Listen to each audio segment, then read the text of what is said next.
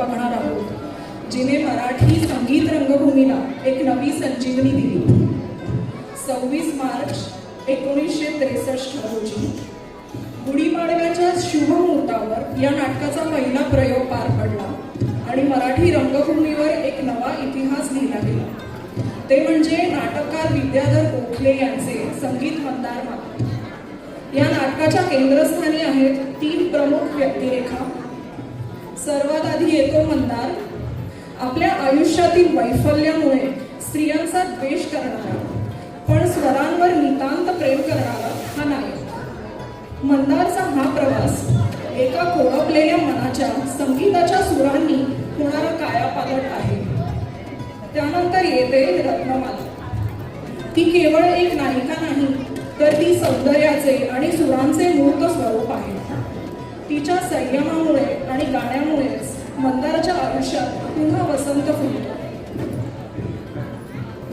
आणि या कथेत महत्वाचा दुवा ठरतो तो म्हणजे मकरंद, जो या प्रवासात कधी आधार तर कधी विचारांना चालना देणारा सोबती बनून येतो.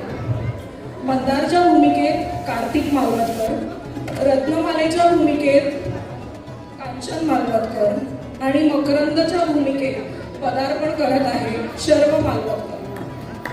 तसेच संगीताची साथ दिली आहे कुश मालवणकर यांनी. चला तर मग या सुरांच्या दुनियेत आपणही हरवून जाऊया.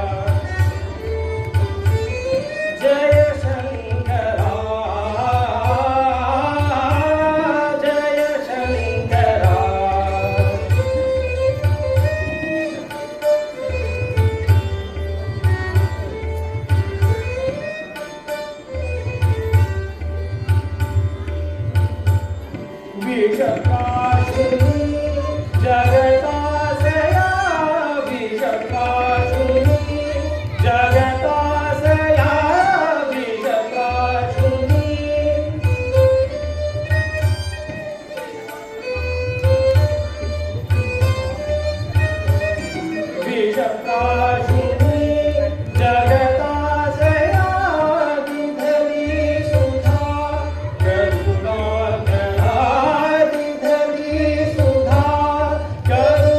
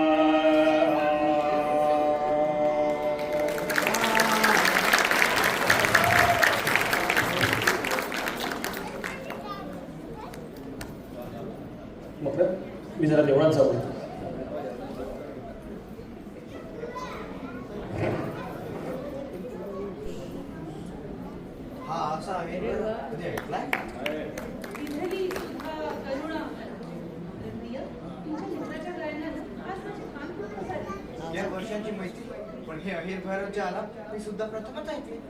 मकरंद भैया, तुमच्यामुळे स्वरसृष्टीचे निराळेच दर्शन झाले. तुमचे आभार कसे मानू? एक काम करा. हो, खरंच अगदी खरं. मग ताबडतोब इथून निघून जा. म्हणजे जर त्याला कळलं की तुम्ही महेश नगरचा दरबारी गायक आहात, तर माझ्यावर प्राणसंकट होईल. प्राणसंकट. तुम्ही संकटात पडावं असं मला कधी वाटेल का? पण जसं त्यांच्या गायनानं माझे कान तृप्त झाले, तसेच त्यांच्या दर्शनानं. दर्शनानं? हो, एकदाच, फक्त एकदाच माझे नेत्र पण पवित्र होऊ दे. हो, तुमची नेत्र पवित्र होतील, पण माझे पाय हे पडते त्याचं काय? काय त्याचं निघून जा. पण मकरंद भैया, संध्या नाही, संध्या नाही. त्याची पूजेची वेळ झाली. ही होत नाही. जातो.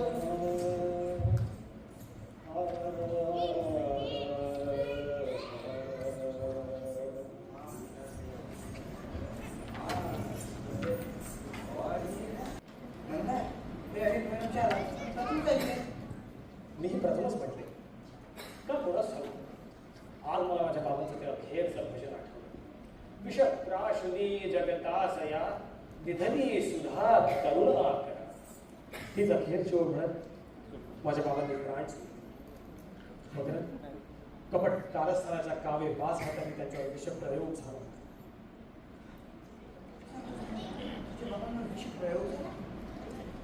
काय बेईमान स्त्री ही स्त्रियांची जात.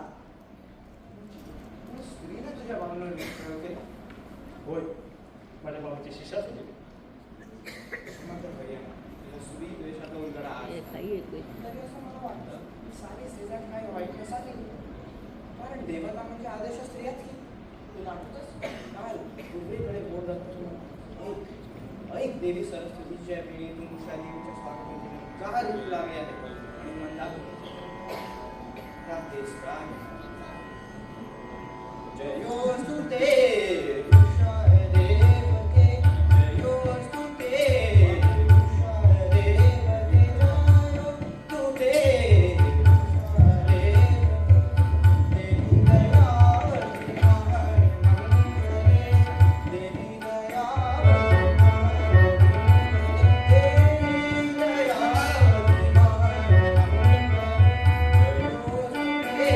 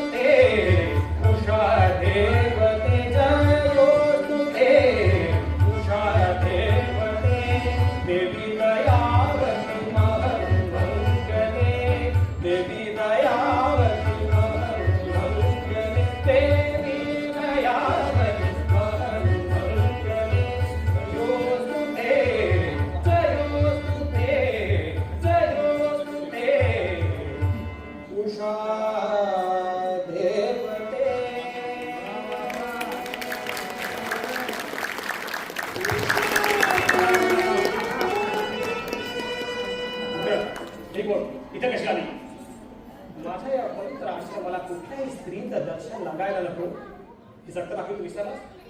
मग काय येऊ दिल्या या बाईला? काय साहेब, आमचे गुरुदेव ते आगंतुक येण्याने संतापले आहेत. चला त्या कठोर नसावर डोका आपण काही फायदा नाही. छे छे, संगीत शारदेचा सच्चा उपासक हाडांचा कठोर असूच शकत नाही. अरे, स्तुतीची साखर पेरणी करणारी ती धूर्त नारी आहे तरी कोण? कशाला सांगू? इथून जर परतच जायचं असेल तर या रत्नमालेचं नाव गाव कळायची काय गरज? मस्त. या बयेचं नाव रत्नमाला आहे म्हणे. काय तर म्हणे माला म्हणून असे खरे पण मकर स्त्रियांची करणी जितकी क्रूर आणि क्रूर तितकीच त्यांची नावं मात्र सुंदर आणि सुंदर. माफ करा महाराज, पण तुमची या अरण्यात जाणारी संगीत भागीरथी कोण म्हणते माझं संगीत या अरण्यात वाया जात आहे म्हणून?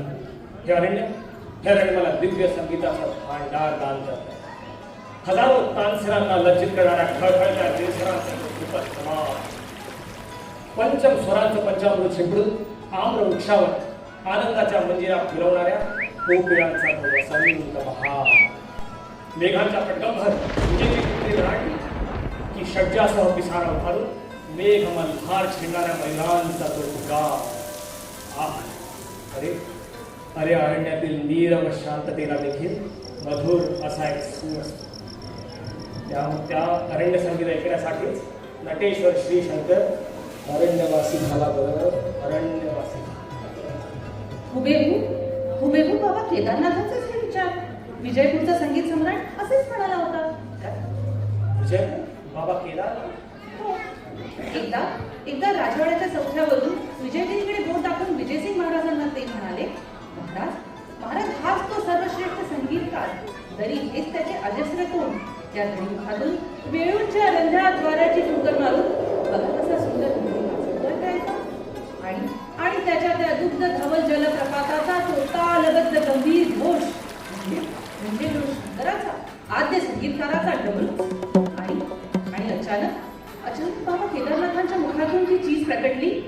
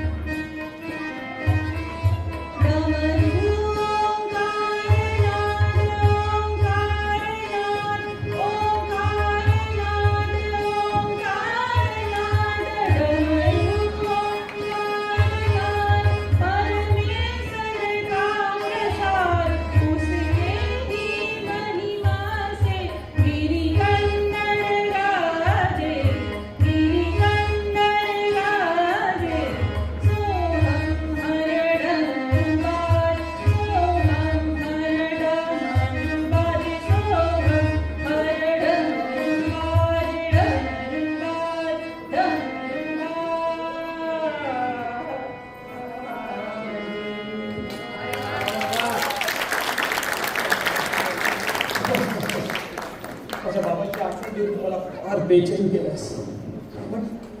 पण ही चीज आणि आखे तुला सांगितली कोणी? माझ्या आई विजयपूरची राजगायिका होती ती. बाबा केदारनाथांची शिष्या. काय ललिता गौरी तुझी आई? हे आधी का नाही सांगितलंस? म्हणजे माझ्या बाबांचा बाबा केदारनाथांना दगडबाजीला खून करणारे का मुली एका बाईच्या मुलीशी बोलण्याचं पातक मला लागलं नसतं. काय माझ्या बायकोने इतकं महाभयंकर पाप घडलं असेल? शांत हो मंदा, शांत. कसा शांत होऊ? ही इथे उभी असताना कसा शांत होऊ? हिच्या जागेवर मला हिची आईच दिसू लागली आहे. खुनी दगलबाज नागी. साप साप मंदारला कळत आला.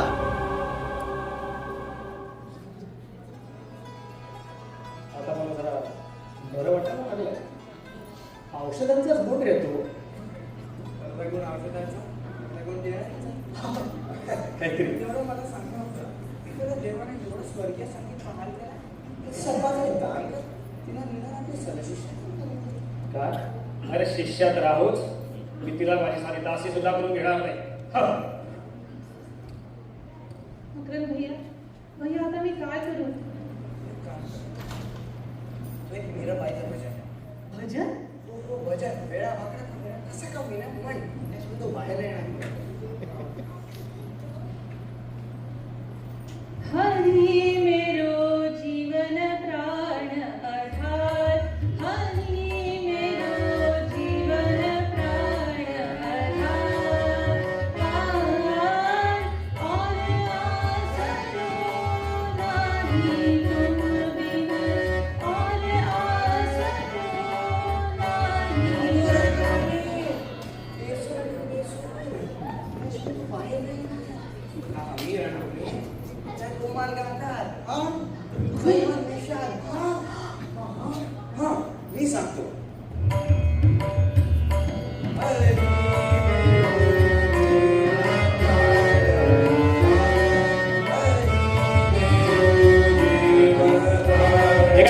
काय रे तुम्हा दोघांचं? हमी रागात कोणी कोमल गांधार आणि कोमल निषाद लावतात. अरे अरे भजनाचे शब्द जसे सुंदर तसे सूरही सुंदर असायला हवे. हरी मेरो जीवन प्राण आधार, हरी मेरो जीवन प्राण आधार, और आसरो नाही तुम बिन, और आसरो नाही तुम बिन. लोक माझा हरी मेरो जीवन प्राण आधार.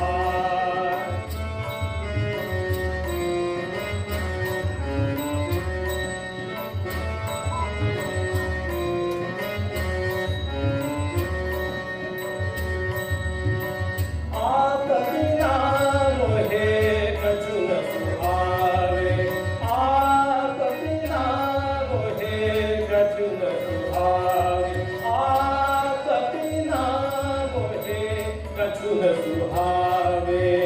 निरखो सब संसार, हरि मेरो जीवन प्राण आधार, हरि मेरो जीवन प्राण आधार, जीवन प्राण आधार, जीवन प्राण आधार.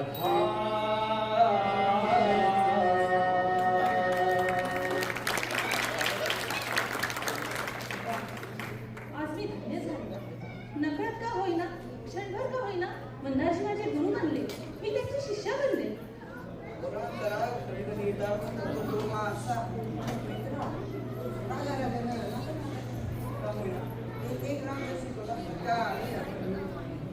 तुझ्यामुळे हिच्याकडून माझी सेवा करते. चला चाल ती उठल.